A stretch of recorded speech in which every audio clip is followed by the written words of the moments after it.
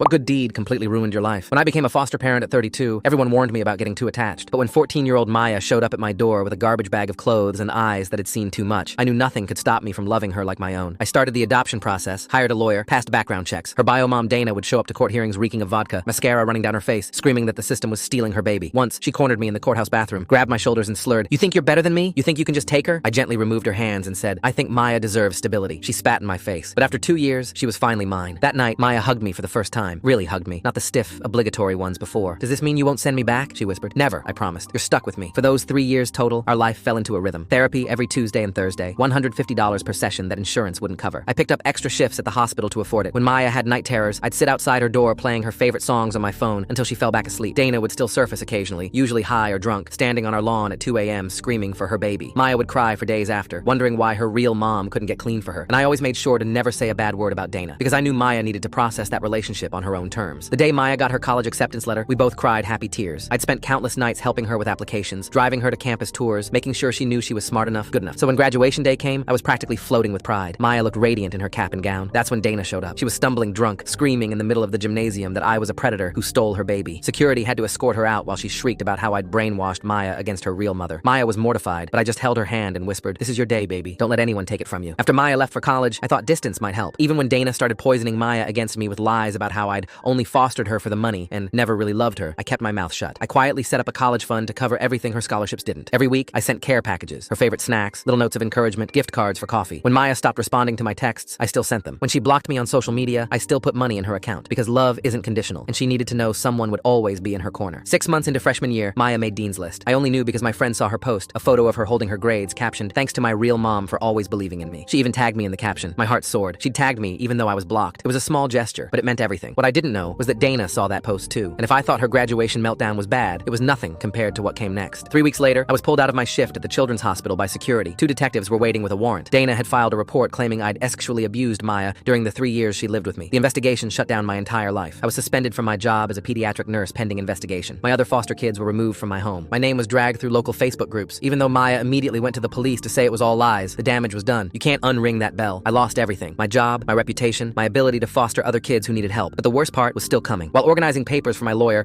I found something that made my blood run cold. During the entire 3 years Maya lived with me, Dana had been collecting her disability checks. Every month, $800 that was supposed to help with Maya's care went straight into Dana's account. She'd been getting paid for a child she'd abandoned, while I paid for everything out of pocket. And now I had proof. Full story on channel, link below.